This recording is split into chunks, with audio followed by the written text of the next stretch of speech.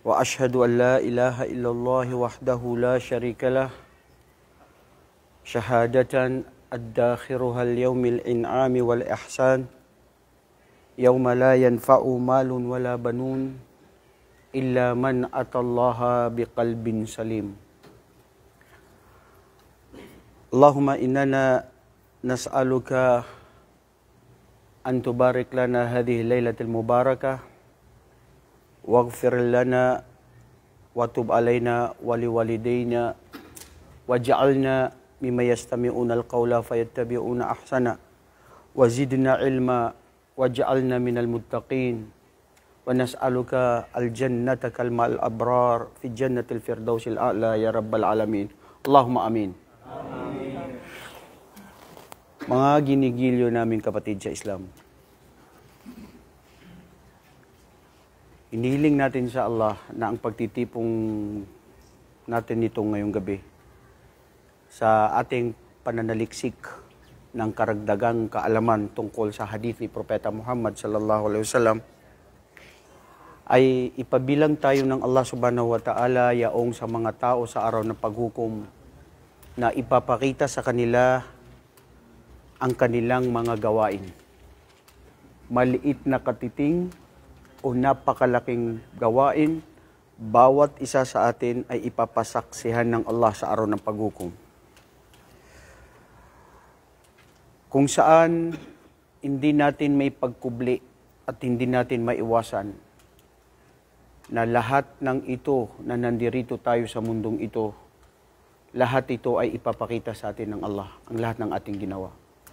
Ang ating pagmamaltrato sa kapwa, pagkuha ng ating hindi pagmamayari natin, at yung pagpaslang sa mga tao, paggawa ng kabutihan, halos lahat mga kapatid, dahil may araw ng paglilitis. Ngayon, alhamdulillah, ako ay lubusang nagagalak at natutuwa. Datapwat nandyan pa rin yung minsan, nandyan yung sama ng loob natin na nakikita natin sa social media tungkol sa nangyayari sa sigalot sa pagitan ng Israel at saka mga kapatiran nating mga Palestino sa Hamas. Pero wallahi, napakaganda ng isang sinabi ng Sheikh na ikinuwento niya na ito ay mundo. Ang mundo, anuman ang lahat ng nandito sa mundo, ay walang-wala ito sa araw ng paghukom. Napakagaan, napakailalim ng mundo at wala itong katumbas o katiting sa bigat ng araw ng paghukom sa Kiyama.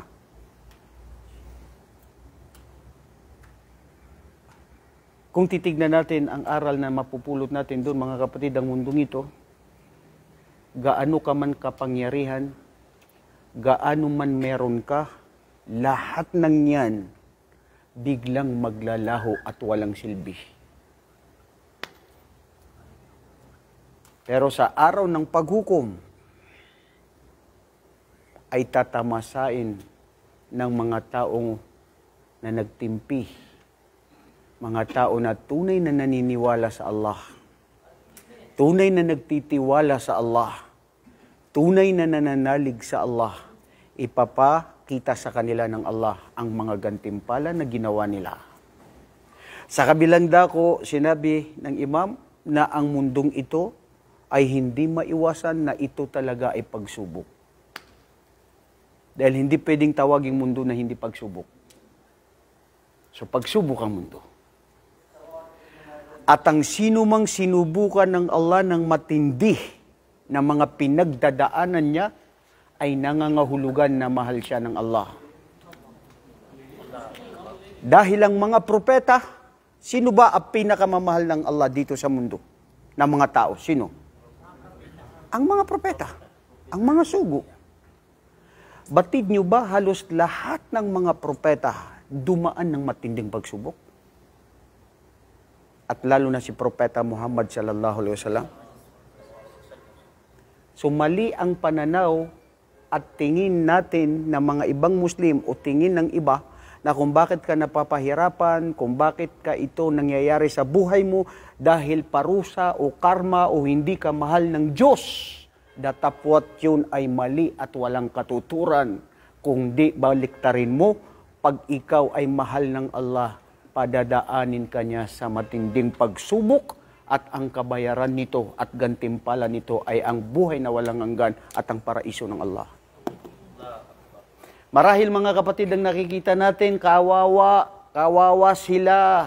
Hindi na natin matiis ang mga nangyayaring ito. Pero sa tingin ng Allah at ang kanyang mga anghel at ang mga tunay na mga mananampalataya, wallahi sila yung mga taong tunay na matagumpay at mahal ng Allah. Dahil matindi ang pinagdadaanan na pagsubok. Saan pa si Firaun? Nasaan si Namrud? Nasaan yung mga diktador? Nasaan yung sinabi nilang sila ang Diyos? Sila ang mga kapangyarihan. Doon sa kanilang libingan na kung taan sinatamasa nila ang matinding pagsubok ng Allah at matinding parusa. Doon pa lang sa libingan at lalo na sa araw ng paghukom. Ang Muslim, tigib. Matibay na paniniwala na paninindigan niya. Mundo lang ito mga kapatid. At wallahi hindi ang mundo na ito ang dapat nating hinahangad, tinatamasa o gusto natin o mahal natin. Dahil ang sino mang mas mahalin niya ang mundo kaysa sa araw ng paghukom, kalugi ang palad sa kanya. فَأَمَّا مَنْ تَغَى وَأَثَرَ الْحَيَاةَ الدُّنْيَا فَإِنَّ الْجَحِيمَ هِيَ الْمَأْوَى.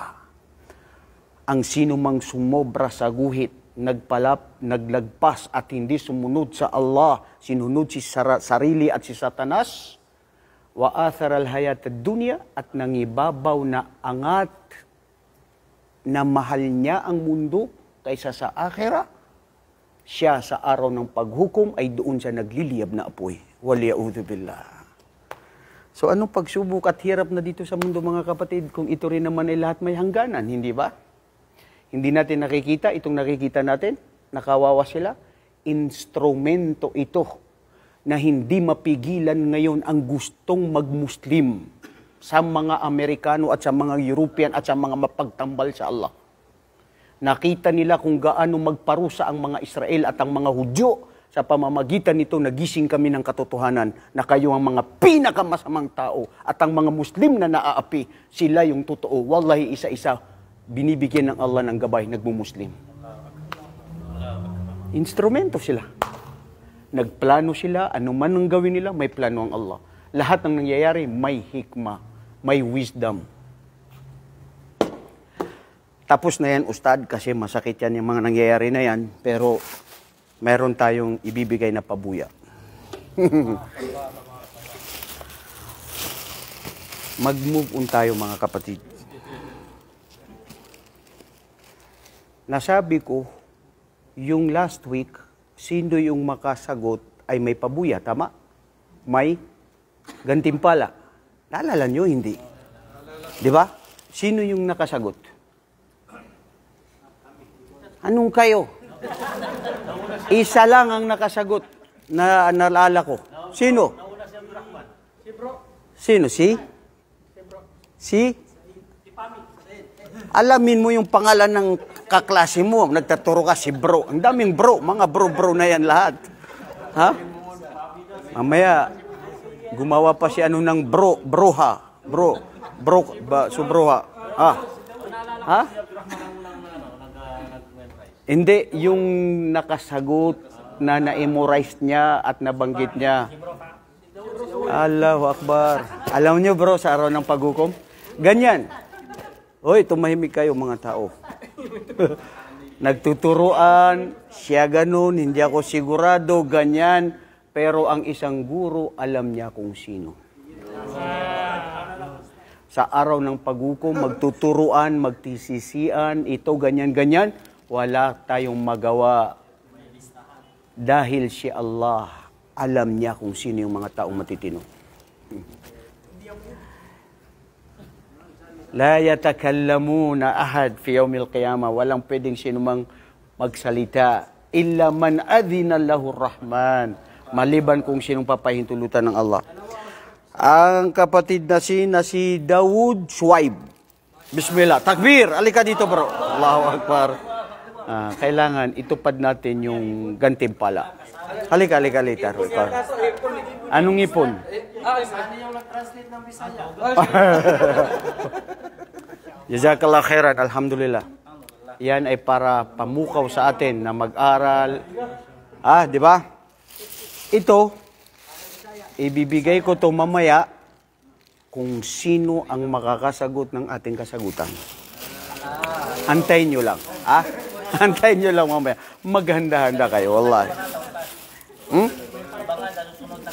Abangan ang susunod na kabanata. Hindi abangan.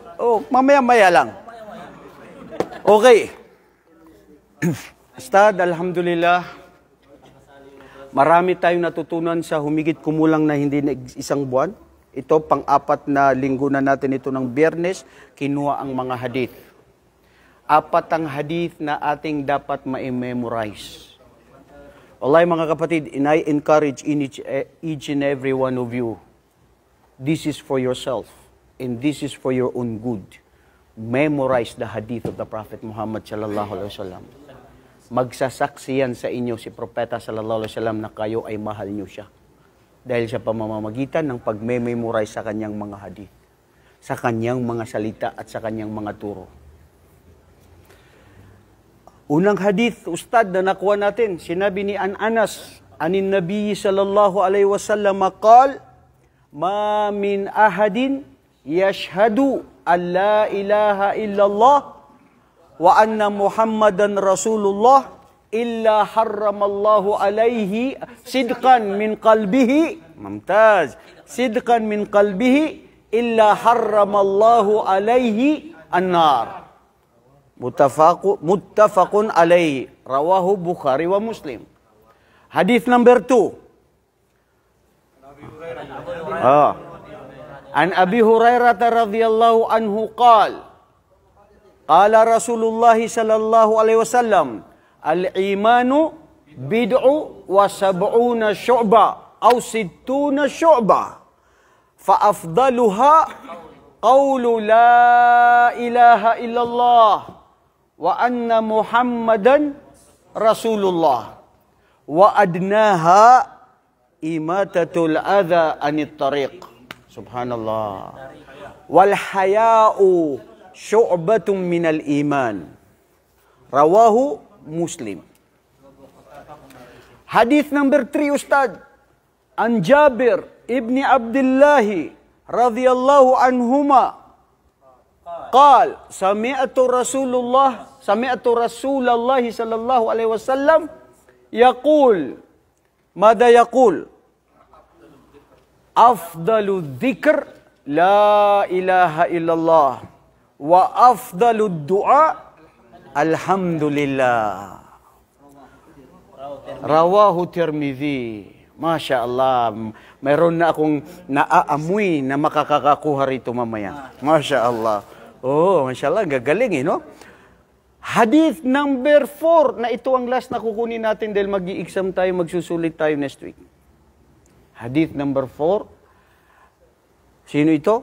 An Ibn Umar radhiyallahu anhuma Qala Rasulullah sallallahu alaihi wasallam, buniyal islamu ala khams aw ala khamsin syahadatu an la ilaha illallah wa anna Muhammadan Rasulullah wa iqamis salati wa ita'iz zakati wal haji wa sawmi ramadana. Rawahu Bukhari wa Muslim. Wallahi mga kapatid, pinaka-basic sa inyo ng mga Muslim, lalo na ang mga balik Islam, i-memorize niyo to. Ano ba ang haligi ng Islam? Ano ba ang Islam? Yan lang ang sabihin mo. Shahadatu an la ilaha illallah, banggitin mo yan. So ito yan. Napakadali lang naman pala, Ustad, ng mga hadith na yan. Allahu Akbar. Madali ang hadith. Basta dito lang, isa ulo yan. At wallahi mga kapatid, kasangkapan nyo ito. Tignan nyo bakit tayo nag-aaral? Farid. Nginto pangagitan no sa guna. Nginto pangagitan no sa guna. Niyang basta timpo naman niya, ni patalo. Bakit tayo nag-aaral ngayon? Nganuman nga kita'y nagkuan karon. Nag-eskwela. Ha? Bakit? Para malaman natin ang Islam. Oh, Jibril, Bisaya. Bilang Islam, Ustad, obligado sa mag-aral. Obligado sa atin na mag-aral. Nakakakuha tayo ng kaalaman sa Islam. Para tayo makakuha ng kaalaman sa Islam. Ano? Para magampanan natin ang mabuti ang ating tungkulin sa Islam na aayon sa katuruan at sinasabi ng Propeta Muhammad. Allahu Akbar. Correct. Para magampanan natin kung ano yung totoo sa Islam. May isa kilos, may isa buhay. Oh, ano pa? Apat yun. Panglima. Para makilala natin ang Allah. Ano pa? Bakit tayo nag-aaral? Para hindi maging jahil. Para hindi tayo maging mangmang, jahil. Oh, nginto ka no, mga dato ka no, nginto ka pagkatawa. Ha? Ano? Pang-anim. Mga maranaw, narigari, tunwa. Tunay suwan niyo. Ha? Baka no pagato. Ha? Tuna, anong pang-anim? Ha? Paliugat terkatanuwa memorize. Wajib. Lahat yan, alam niyo yung mga sagot nyo, mag-igagaw tanan. Magpipinsan-pinsan lang yung mga sagot nyo. Pero ang isa sa gusto kong dapat marinig, bakit tayo nag-aaral, Ustad? Bukod sa mga sinabi nyo na tama, ay para magkaroon ka ng weapon na ikaw ay balang araw ay magiging mangangaral, hindi ka mag-aaral, ituturo mo sa mga pamilya mo, mga anak mo, ang nalaman mo. Dahil ang pinakamabuting tao ay ang tao na ang kaalaman niya ay kanyan ibinahagi. At ang mabuting tao na nilalang dito sa Santinakpan ay ang tao na siya ay nagtuturo ng kabutihan sa lahat ng mga tao. Di ba? Ano ang gawain ng mga propeta? Pagpapalaganap, pagtuturo. Ang mga propeta, pinakamamahal ng Allah. So, in other words, the best job, the best occupation, the best transaction, the best thing that we will do on earth is to convey the message of Islam. Whether the people, they like it or not, they listen or not, we do not care. What is important, we convey the message. Si Propeta Noah, alayhi salatu wasalam, nagturo sa kanyang mga tao, pag dumaan yung mga tao, sabi nila kanina naman, ang tigulang magturo sa maniwala sa nag-iisang Diyos, ginaganyan nila yung mga tainga nila. Tinatakpan nila. Propeta yun, ha? Oh, ayaw kami makinig sa'yo. Nabuang na, nabuang. Allahu Akbar. Ngayon, kayo, wala kayong na-experience kayo na gumaganyan kayong mga tao? Kung ikaw kaya Abdul Aziz na nagtuturo, mga kapatid sa Islam at aming mga kababayan, sandali lang po bago tayo lumabas, ang tunay na tagumpay dito sa mundo at sa alaw ng paghukom ay maniwala sa Allah at sa tunay na nag-iisang Diyos at sa sugo ni Propeta Muhammad. Makinig kayo, tapos may 2-3 dun gumaganyan. Anong gagawin mo? Wala sila sa sunna ni Propeta. Bubuhusan niya ng mainit na tubig. Palibasa nagdadala ka ng kape. Bro, wallahi, hindi ganun. Alam mo, minsan ako nahiling ko. May isang brother kanina, tinawag niya sa akin, sabi niya, Ustad, Inshallah, halimbawa kung papasukin tayo ng Allah sa paraiso, gustong-gusto ko na saksihan yung parusa ng Allah kay Netanyahu. Pwede ko ba makita yun? Sabi ko, matindi ang galit mo kay Netanyahu. Ha? Kay Benjamin Netanyahu, itong Khabith. Kung paano niya pinapatay-patay ang mga sanggol na ito. Di ba? Kasi hindi na niya matanggap yung nangyayari na nakikita niya. Pagsabi ng United Nations, lahat, itigil, ceasefire, wala. Sige pa rin siya ng sige. Sabi ko, ako baliktad sa sarili ko. Hiniling ko, Ya Allah, gabayan mo siya. At kung hindi mo siya magabayan, dahil ikaw ang may alam at nilika mo siya kung siya ay magmumuslim o hindi, dito pa lang sa mundo, lalo na sa araw ng paghukom, ipakita mo, ipadamon mo sa kanya ang tunay na parusa mo. Wallahi. Kasi maaaring pwedeng magbago. Di ba? Hindi natin alam. Sasabihin mo na saan ang justice? Ang dami niyang pinatay. Sa Allah na yun, bro. Yung justice na yan. Siya nang bahala. Nakita niyo mga sahaba kung paano sila dati? Paano sila pumatay ng mga kanilang kapwa? Tapos bandang huli nag-Muslim. Di ba? At ngayon, maski hindi yan nagmumuslim, hindi na mapigilan ng nagmumuslim sa buong mundo ngayon. Wallahi. Dahil dito sa mga nakikita. Dahil sa ito ay may hikma ang Allah subhanahu wa ta'ala. Bumalik tayo dito sa hadith na ito. Si Ibni Umar, ito si Abdullah, na anak ni Umar, Ibn al-Khattab radhiyallahu an. At siya ay nagulat na narinig niya kay Propeta Muhammad sallallahu alaihi wasallam. Si Propeta sallallahu alaihi wasallam sinabi niya na ang Islam ay may 5 haligi. Ilan ang haligi? 5. Pwede 6? Bakit hindi? Ha? Very good. 5 kasi ang sinabi ng Propeta sallallahu alaihi wasallam. Bakit ka magdadagdag, ustad? Di ba? Innovation. Very good. Okay. Ang haligi ng Islam ay 5. Paano ang tao na maniwala ng haligi ay 4 lang? O di kaya yung isa doon hindi niya pinapaniwalaan? O di kaya yung isa doon ay hindi siya hindi niya pinapaniwalaan na yun ay haligi? Ano ang taong yun? Ha? Sang-ayon kayo? Ha? Inshallah, ang daming ulama. Ang daming ulama dito. Ha? Ha? Hindi, tama. Correct. Kafir. Kasi pinaniwalaan niya na ang Islam ay 4 lang ang haligi. At yung isa doon na hindi obligado at hindi totoo. Pagiging kafir yun. Labag sa Islam. Pagtalikod yun. Pagtaksil sa reliyon ng Allah. Pero yung tao naniniwala ng 5, pero yung isa o 2, hindi niya ginagampanan. Bakit? Muklo. Buklo. Bakit? Kasi tamad. Kasi ganun lang. Pero pinapaniwalaan niya, wajib. Ano tawag sa kanya? Suwaid. Suwaid? Suwail. Masya Allah. Suwail. Ano yung suwail sa Maguindano? Ha? Suwail. Di kena lampawi. Ang lampawi nito na taon nito na patalo di pala tiya salaka. Ha? Dupang. Kena dupang, ha?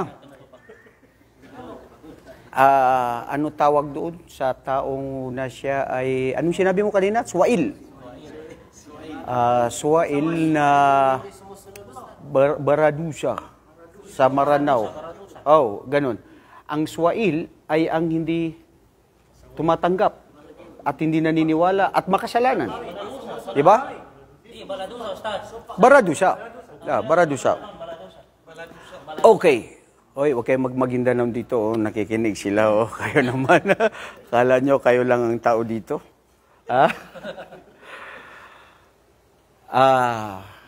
Ang tawag doon sa Arabic ay annahu Muslim asi. Asi. Muslim asi. Asi. Muslim asi, Muslim pa rin siya kasi tinatanggap niya na totoo yan, wajib yan, pero Muslim asi, Muslim na makasalanan. Ang Ahlu Sunnah wal Jamaa, ano ang hatol sa isang Muslim na napakalaki ang kasalanan niya? Sige. I want to taste. Ha? Gusto ko subukan kayo. Ha? Imperno. Oh, mashallah. Ano? Ano ang considered ng natin, tayo na mga Ahlu Sunnah wal Jamaa sa isang taong napakalaki ang kasalanan niya? Anong hatol natin doon sa mga taong yon? Tauba. Ha? Kafir? Magtauba? Naraka? Ano pa? Oy. Narigari. Di ka tatantang.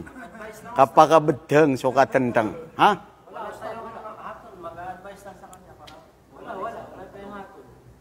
Wala kayong hatol. Oh, Masya Allah. Silent lang sila. Islam Ustad para magbalik loob sa Muslim pa rin. Siya ay Muslim pa rin, makasalanan. Yung kasalanan. Wala tayong karapatan ng hatol. Na sabi Kaya niya, paghatol. tulungan mo yung kapatid mo kahit kasi gumagawa ng kamalian. Oh. Tulungan mo pa rin siya. Tapos, ano yung, bakit ko tutulungan? Sabi nung siya, gumagawa na siya ng kasalanan. Ipagkulong mo sa kanya yung, yung papayo. Ang tulong mo sa kanya yung payo mo na magbago siya at manumbalik sa Allah. Aha. Okay, very good. At maaaring ipagdoa, Ustad. Maaring ipagdua. Masya Allah. Okay, maganda. Ikaw, Rashid. Para malungkot ka ngayon, Rashid. Ano iniisip mo? Oh, sa tingin mo ano? Ha? Oh, Masya Allah. Very good. Wala tayong karapatan para maghatol. Correct. Nurhaydin, ang sarap ng ginawa mo kanina. Ha? Hindi ko ibig sabihin ulitin mo yun. Na-appreciate ko lang. Masarap. Jazakallah khairan. Ang tawag doon ng Ahlus Sunnah wal Jamaah, ang hatol niya ay tahta masyiatillah. Ulitin nyo. Tahta masyiatillah. In sya'a adzaba wa in sya'a ghafara. Yun ang hatol niya. Ang tao na napakalaking kasalanan niya sa Allah, ang hatol ng Ahlus Sunnah wal Jamaah, hindi katulad ng mga Jahmiya, ang mga Khawarij, ang mga Fatimiyya at ang mga Shia, lahat ng mga ibang mga firqah ng mga Muslim, pag makasalanan, mukhalid finnar, mananatili sa impyerno. Yung iba, sinasabi nila, maski ginawa niya yun, hindi ibig sabihin labas siya sa Islam. Ibig sabihin, pwede pa rin siya na ganun siya, pero siya ay siya ay tatanggapin sa paraiso at hindi magiging kufr siya doon sa mga ginagawa niya. Pero ang hatol ng Ahlus Sunnah wal Jamaah, tahta masyiatillah, ibig sabihin, siya ay depende nandoon sa kapasyahan ng Allah. Tahta masyiatillah. It depends upon the will of Allah. If Allah wills to forgive him, he will forgive. And if Allah will not forgive him, he will enter first in Jahannam, and then after that, he will forgive it, and then eventually, he will enter in paradise. Diba? Huwag mawala ng pag-asa sa habag ng Allah. Diba? Sa kanyang pagkaano. So, ibig sabihin, kaya ito yun, kayo na mahilig maghatol-hatol. Pag nakita mo yung tao na umiinom, okay, tapos mayroon pa siyang pagilak, ha? O di mamuno, miyakaratatay parangay, tapos pangitang ugali, akala mo, kaper na siya. Tapos sasabihin mo, ito talaga, kaper na ito, hindi na ito papatawarin ng Allah. Pag namatay ito, doon na sa Naraka Jahannam. Sino tayo para maghatol? Na hindi natin alam ang kahihinatnan niya sa bandang huli. Dahil ang hadith ng propeta ay sinabi niya ay innamal a'malu bi khawatimiha. Katotohanan ang bibigyan ng Allah ng hatol o ang pagbabasihan sa gawain ng bawat isa ay kung ano ang huling gawain niya. Yung hadith Ustad na pumatay ng isang tao. Oh, very good. Hadith, di ba? Sa nangyari sa angkan ng Bani Israel, pumatay na 99.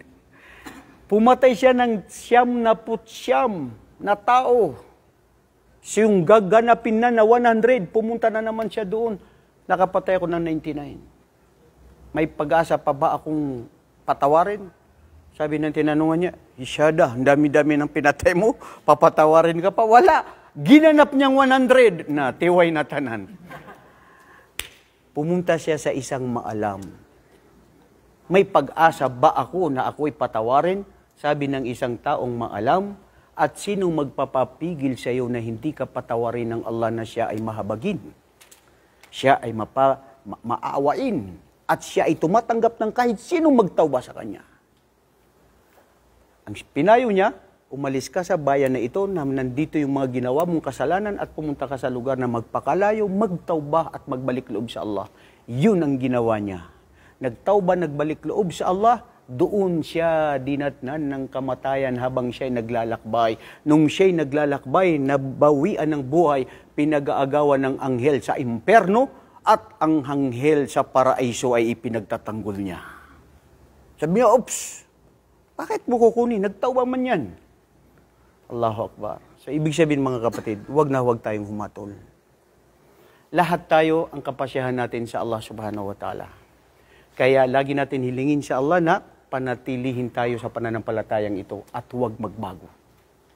Kasi marami ng mga tao na nagbago, muli na sila inabigyan ng gabay. Nakita nyo yung kwento na nakwento ko sa inyo, si Barsisa. Dahil lang sa babae, nagbaliktad.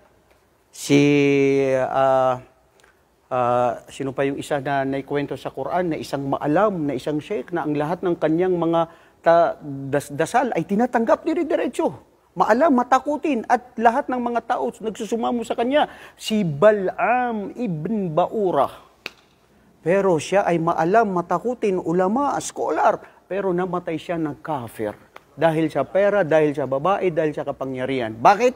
Kasi hadith ni Propeta sallallahu alaihi wasallam na ang Allah subhanahu wa ta'ala ay mayroon siyang mga daliri at ang mga daliri ng Allah subhanahu wa ta'ala ay doon nakasasalalay kung sino ang gagawin niya na panatilihin na mananampalataya at pwede niyang baguhin na siya ay maging kufr.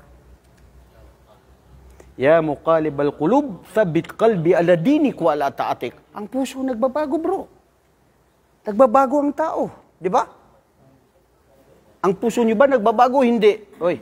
Bago, Ustad. Oh. Dati ayaw na ayaw mo, hindi mo love. Unya nagugbagya-pon. Di ba? Ayaw mo, gusto mo suntukin, pero bandang uli naging kaibigan mo. Ang puso nagbabago. So anong sinabi ni Propeta sallallahu alaihi wasallam? Ang Islam ay may 5 haligi. Ang unang haligi nito ay ang pagsabi at ang pagsaksi na walang Diyos na maliban sa Allah na nag-iisa. Ito yung shahada. Kayo na lahat na nagbalik Islam, dumaan kayo ng shahada. Di ba? Ashhadu an la ilaha illallah. At yan ang pagkaiba natin sa mga kufar. Dahil hindi sila naniniwala na ang Diyos ay si Allah. Sinong Diyos nila? Iba-ibang Diyos na mga pinaniniwalaan o maraming mga Diyos-Diyosan. Pero tayo isa lang ang Diyos na ang pangalan niya ay si Allah. At ang Allah na ito ay siya ang nagbigay ng kanyang pangalan. Na ibig sabihin ay pinakamataas-taasan at siya ay pinupuri at niluluwalhati ng lahat ng kanyang nilikha. Ang Allah subhanahu wa ta'ala ay nag-iisa. Hindi nanganak.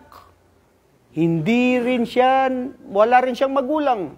At siya yung una. At walang nauna sa kanya. At siyang pinakahuli at walang magiging mahuli sa kanya. Siyang pinakamaalam. Nakakarinig.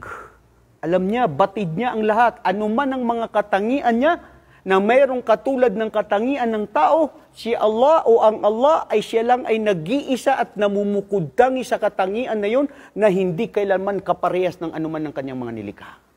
Laysa kamithlihi shay. Ang Allah ay maawain.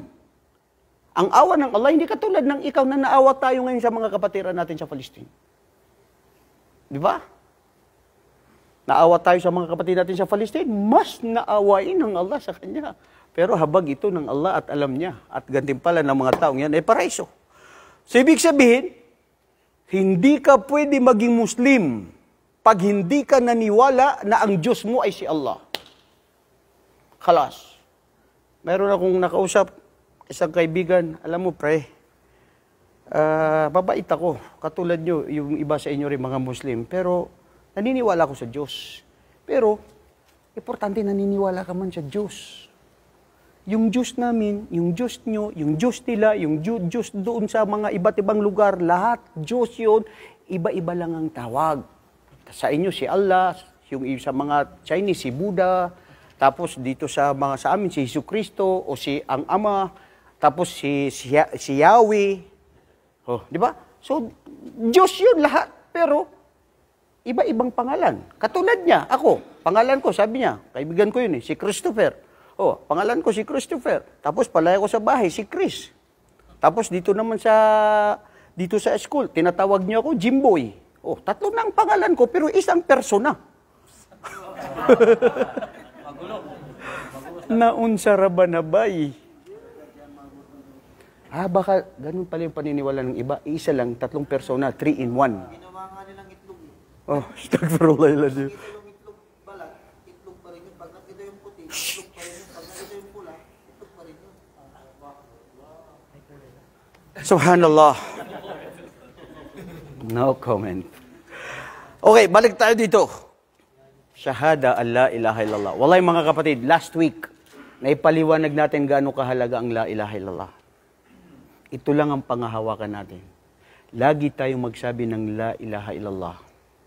Yan ang pinaka-sagrado, pinaka-mahal at pinaka-mabigat na pag-dhikr. Di ba? La ilaha illallah. Di ba yun ang nakuha natin hadith?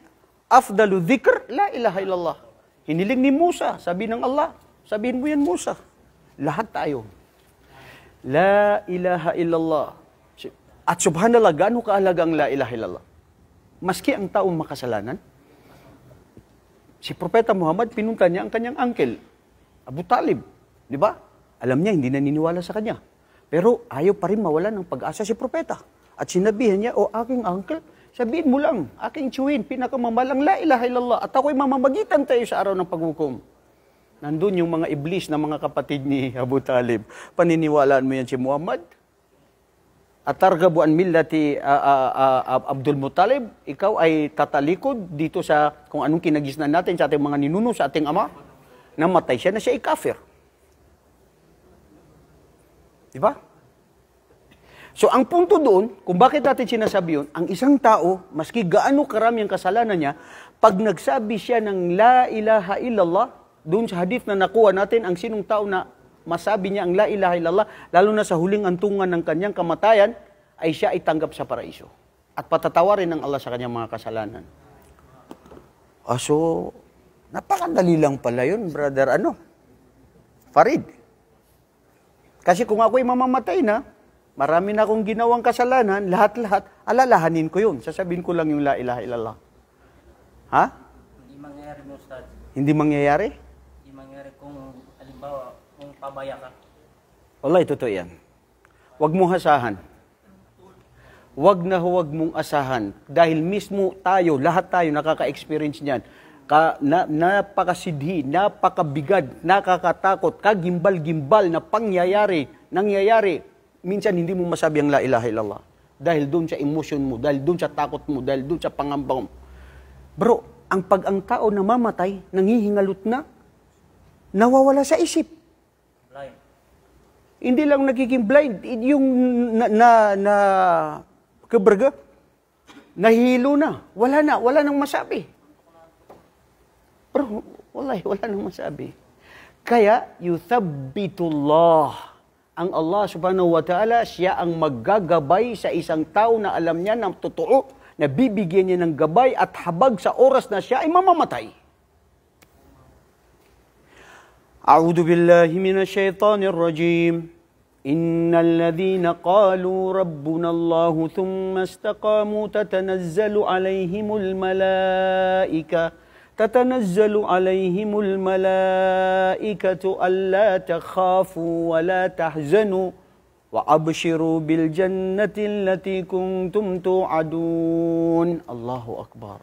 Sa oras na bingit ng kamatayan ng isang tao, bababa ang anghel na mula sa Allah, yung anghel na tatanggal ng kaluluwa ng isang tao.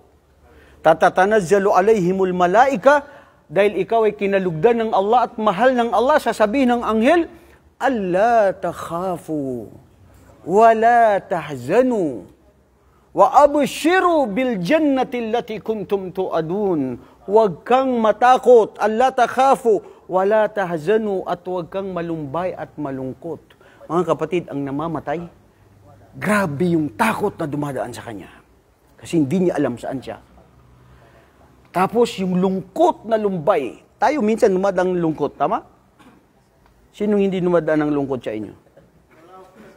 Lahat dumadaan. Kay buang man ka itong hindi dumadaan ng lungkot. Pero minsan bro, yung lungkot na lungkot ka na, di ba? Maski nandyan yung kahit sinong gusto mo makita, iba pa rin yung feeling na lungkot ka at may kasamang nervyos na takot ng puso mo tumitibok na hindi ka makahinga o anong nangyayari sa'yo. Mas sobra pa sa oras na ikaw ay mamamatay. Pero dahil ikaw ay kinalugdan ng Allah, sasabihin ng anghel na napakagandang itsura na sa buong buhay mo na hindi nakakita ng ganon. At napakabango na maamoy mo ang busilak ang amoy nito, sasabihin niya, huwag kang matakot at huwag kang malungkot dahil kami ay mula sa iyong Panginoon na para ibalita sa iyo ang paraiso na igagawad sa iyo ng Allah dahil sa mga mabuti mong gawain at taging masunurin ka sa Allah. Sino ba naman mamamatay na kung yun ang marinig niya? Bro, at sa isang riwaya, wallahi ipapakita na sa kanya yung kanyang paraiso. At makikita niya may mga tao na nakangiti, natutuwa. Dahil naipakita na sa kanya, sa huling kanyang kamatayan. Shahadatu an la ilaha illallah, yan ang pinaka-importante. Ngayon, Muhammad Rasulullah. Nakuha natin, Ustad, yung Muhammad Rasulullah, 4 ang arkan. Di ba? O sino makaalala? Ano yung 4 na arkan? Ano yung 4 na haligi ng Muhammad Rasulullah? Maraming beses ko na ito dito sinabi. Ano? Ta'atur Rasul, Masya Allah. Huwag kang tumingin. Huwag kang tumingin dyan. Tingnan mo ako. Huwag mo tignan ng Google mo na yan. Stock knowledge. Okay, nandun ka na. Ta'atullah. Farid. Ta'atullah. Pagsunod sa Allah. Pagsunod sa Allah. Sabi ni Propeta Muhammad, ang pagsunod sa propeta, ang kanyang arkan ay Ta'atullah as-sidqur Rasulullah sallallahu alaihi wasallam fima akhbar wa nahyu fima naha anhu, at ang pang-4 ay ano? An la ta'buda bima syara'a bihi illa bima syara'a bihi Rasul. Ang huwag kang sumamba ng pagsamba na ayon sa gusto mo. Sumamba ka sa ayon sa katulad na pagsamba ni Propeta Muhammad sa kanyang Panginoon. Khalas. Nakuha ninyo? Di ba?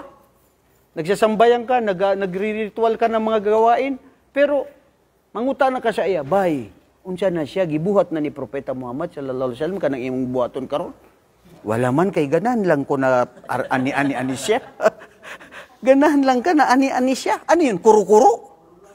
Sasabihin mo sa kanya, bakit mo yan ginagawa? Wala, gusto ko lang ganito na magsamba. Hindi.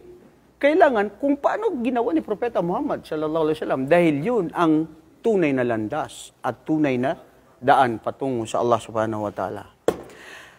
So yun, yung 4 nakuha natin. Pagsunod sa mga pag-uutos ng Allah, ang paniniwala sa anong ibinalita ni Propeta Muhammad ay totoo na galing sa Allah. Pangatlo, ang pagbabawal sa mga ipinagbawal ni Propeta Muhammad. Ang pang-4 ay wag natin sambahin si Allah maliban na lamang kung paano siya sinamba ni Propeta sallallahu alaihi wasallam.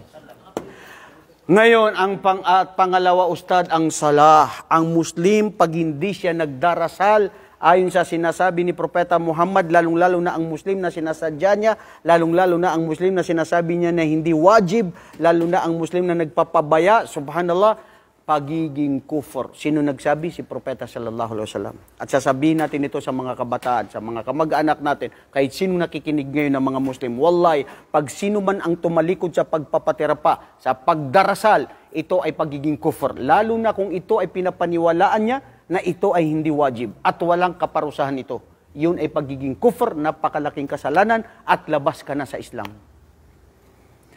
Dahil bakit mga kapatid? Ang sala, ang siyang ugnayan natin sa Allah. At sinabi ni Propeta Muhammad, ang pagitan ng pagkaiba natin at saka sa kanila, sa mga kufr ay ang sala.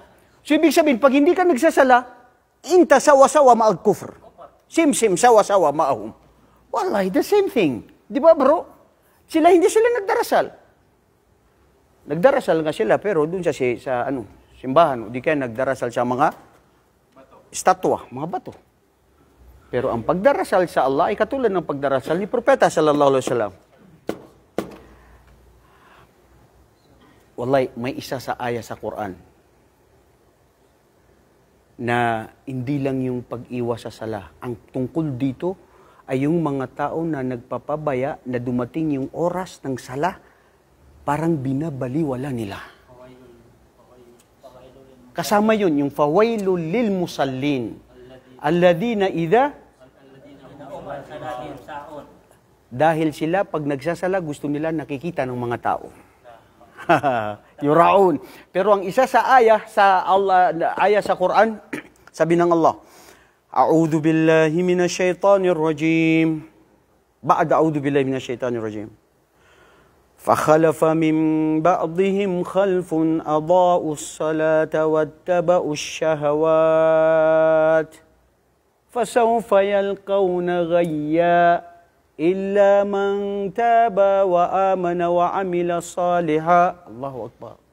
Bro, mga kapatid, sabi dito ng Allah, فَخَلَفَ مِنْ بَعْضِهِمْ, yaong mga nauna sa kanila, na naging pabaya sa sala. Ang sabi ng mga pantas dito, hindi lang yung nagsasala sila, pero ang problema yung oras ng sala, doon sila nagiging pabaya. Bakit? Allahu Akbar, Allahu Akbar. Yan, nandyan yung adan. Malapit na mag-ikama, nandun, pinapanood niya si Batang Quiapo. O pinapanood niya si Linlang. Pinapanood niya ang lahat ng mga teleshare na nilinlang na niya ang kanyang sarili. Nasamban niya si TV kaysa sa Allah. فَخَلَفَ مِنْ بَعْضِهِمْ. Ang sabi dito ng mga pantas, yung mga nagpapabaya sa oras. Di ba, hadith ng propeta sallallahu alaihi wasallam, a'adham wa afdal wa ahabbul amal ilallah as-salatu ala waqtiha. Ang itaguyod ang sala sa kanyang oras. Halas. Wallahi, isa sa mga pinakamaganda sa mga jamaat tabligh, pag oras ng sala, halas, salah, diretso. Kaliwali dunia. Salah, diretso.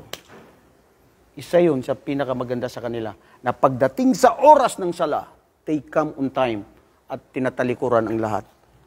Dahil sa sala. Ngayon mga kapatid, ang sala, palagay nyo, ano ang hikmah sa sala? Bakit tayo nagdarasal? Dahil yun ang dahilan ng paglikha sa atin. Very good.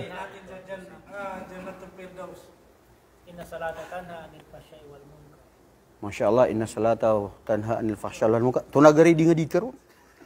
Ha? Ha? Are? Apa yung kamangandan ni dito ron? Tuna? Allahu Akbar. Takbir! Wallahi, natawa ako sa kanya. Allahu Akbar. Correct. Dahil yan ang unang itatanong sa atin ng ating tagapaglikha sa araw ng paghukom. Titimbangin ang mga gawain mo, lahat sasabihin, sandali. Kumusta ang kanyang sala? Ha? Na may kakinamais, may kakunti at delikado at mahina, hindi natin titimbangin ang lahat. Kasi unang pinaka-requirement at ang sala. At walay mga kapatid, ito ang tunay na ating ugnayan sa Allah. Isipin mo kung hindi ka makapagdasal ng isang araw lang. Parang lost connection ka na. Lost connection. Maski meron kang jawal, hindi ka makontak. Bakit? No network coverage. Wala, totoo yan. At ang ugnayan natin sa Allah ay ang salah. Sa Islam, pangatlo, pagbibigay ng zakah. Ang pagbibigay ng zakah, hindi lahat pwede magbigay ng zakah. Maliban lamang kung sino yung dapat magbigay ng zakah na mayroong nisab. Ibig sabihin, dumating yung oras, ang taktang oras na magbigay at yung natitirang pera niya na maluwag-luwag na hindi siya nagigipit at wala siyang utang. Subhanallah. Hindi katulad ng mga ibang mga reliyon o ibang mga magbigay ka maski hindi mo kaya. Sa Islam hindi. La yukallifullahu nafsan illa wus'aha. Hindi si Allah ay magpapabigat sa kanyang alipin. Kung hindi mo kaya, khalas. La nukallifu. Hindi mo kaya eh. Magbibigay ka ng zakah, bakit? Sobra-sobra yung pera mo, di ba? So kung ano yung sobra, yun ang kukuha na ng 2.5. Bakit ka magbibigay ng zaka? Meron ka pang utang. Tapos nagkukulang ka pa, nagungutang ka pa, kaliwali, anta mafi zaka. Hindi ka pwede kuha na ng zaka. Ikaw pa ang pwede bigyan ng zaka. Kasi bakit? Kasi may utang ka pa. Bakit? Kasi may kulang pa yung mga hindi kasya, yung mga gastusin mo. Napakaganda ng Islam. So anong hikmah sa zaka? Palagay nyo. Very good. Mga kapatid, ang zaka, ang ibig sabihin ng zaka ay paglilinis. Zakatul fitr wa zakatul mal. Zakatul fitr, kung bakit tayo nagbibigay ng zakatul fitr sa Ramadan, para malinis niya kung ano yung mga kunti na mga maling kasalanan na gawa natin during Ramadan. Para tanggapin ng Allah ang buong buo ang ating mga pag-aayuno. Pero ang zakatul mal ay para maging malinis ang ating pera. Ibig sabihin, ang pera, ang kayamanan na hindi ka nagbibigay ng zaka, marumi ito. Sa araw ng paghukom, doon pa lang sa iyong libingan, magiging ahas na napakalaki ang pera mo dahil hindi ka nagbigay ng zaka. Pangatlo na ugnayan ng zaka, bro, nagkakaroon ka ng ugnayan sa mga tao, sa mga mahirap. Gusto ipadama sa iyo ng Allah na yan ay akin yan at yan ay ipinagkatiwala ko sa iyo. Bigyan mo yung mga alipin ko.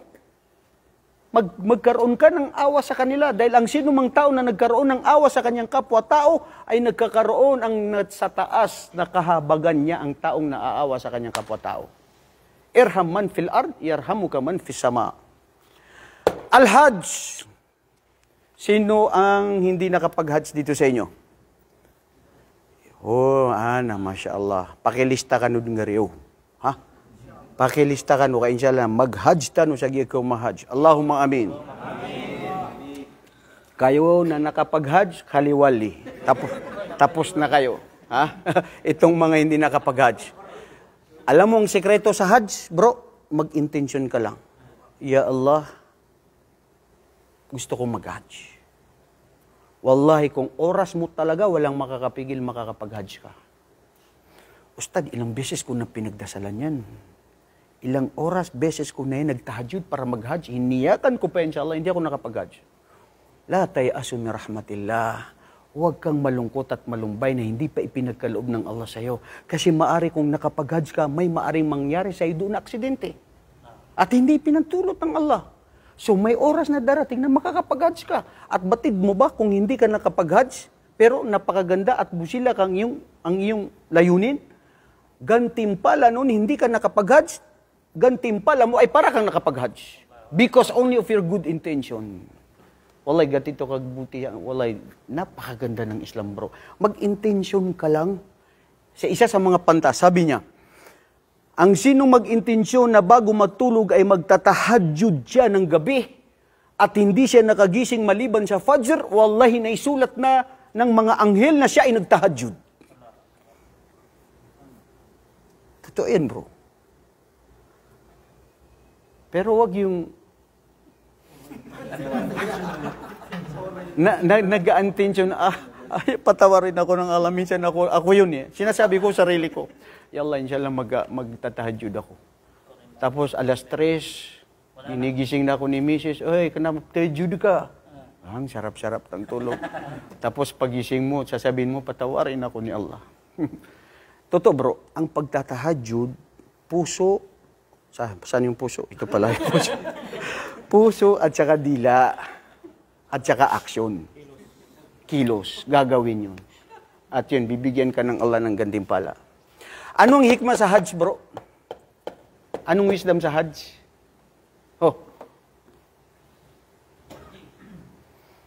Pagtugon sa panawagan ng Allah.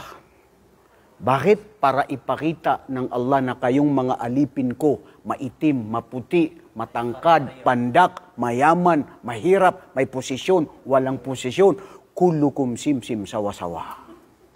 Allahu Akbar. Landoon kayo sa Arafah, magkasama ang isang hari at ang isang alipin, mahirap at yung artista at wala namang artista Muslim, yung kahit sino, pero pantay-pantay kayo sa Allah. Dahil ang panawagan ng Hajj, pagkakatulad mga kapatid. At isa sa hikman ng Hajj mga kapatid, parang nakakapagsasalarawan ka na ito na ang mangyayari sa araw ng paghukom pag tayo ay darating sa araw ng paglilitis. Lahat, pare-parehas, pantay-pantay. Yan ang hikman ng Hajj. Bro, pakikuha yun ng ibinibigay na ni Imran. Yung, jazakallah khairan. Okay. Last na lang, ang Ramadan, Sawm Ramadan. Bakit ka mag-ayuno, bro? Ha? Bakit ka nag-ayuno? Wajib. Ari. Garay. Ari. Ino ka di pag-hajj? O, hindi ka makapag-hajj.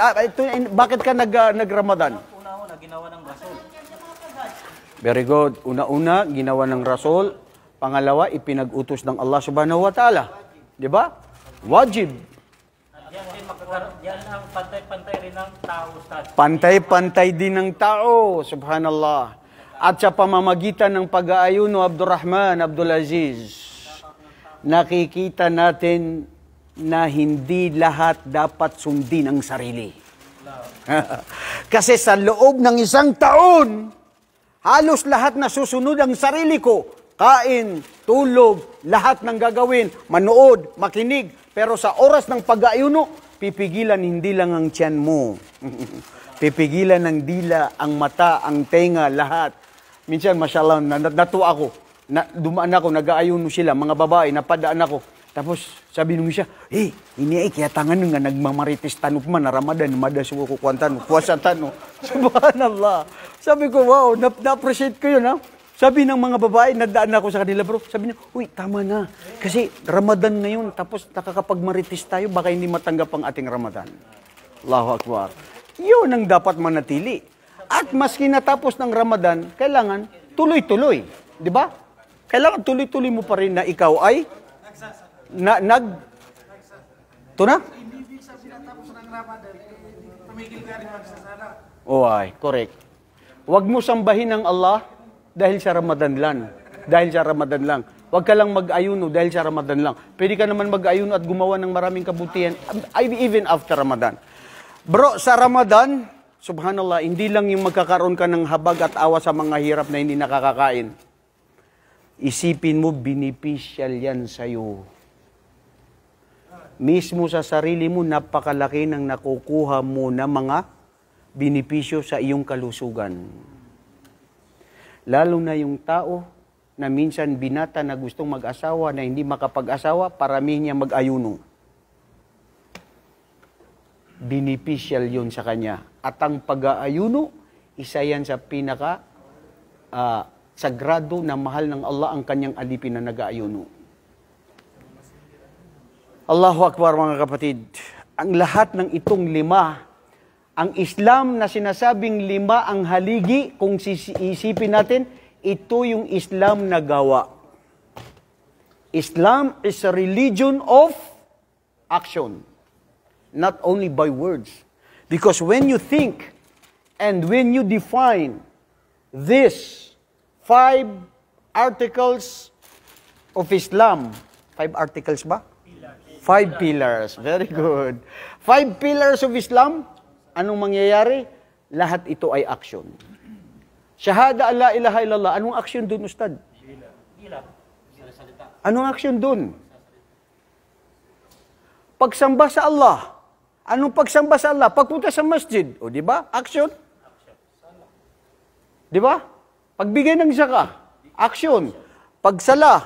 Pag-aayuno. Lahat action. Ibig sabihin, ang iman, ang pananampalataya, hindi sapat na dila o puso. Kailangan kaakibat ang aksyon. Mga kapatid, patawarin nawa tayo ng Allah subhanahu wa ta'ala at sandali. Nakalimutan ko ito. Ha? Allah ba? Parapol na agad ito si Kwano. Bakit ikaw ang nagdidesisyon? Hindi. Very good. Nabigyan mo ako ng idea. Actually, dapat ngayon ko ito ibibigay para pantay-pantay. Hindi pwede pantay-pantay. Hati ninyo ito. Hindi, Rapol. Kung sino yung makakatap sa exam ninyo next week, ibibigay ko sa kanya ang... May top talaga, may magtatap doon. Tignan natin. Okay. Ha? Inshallah. Okay mga kapatid, subhanakallahumma wa bihamdika astaghfiruka wa atubu ilaik. Assalamualaikum warahmatullahi wabarakatuh.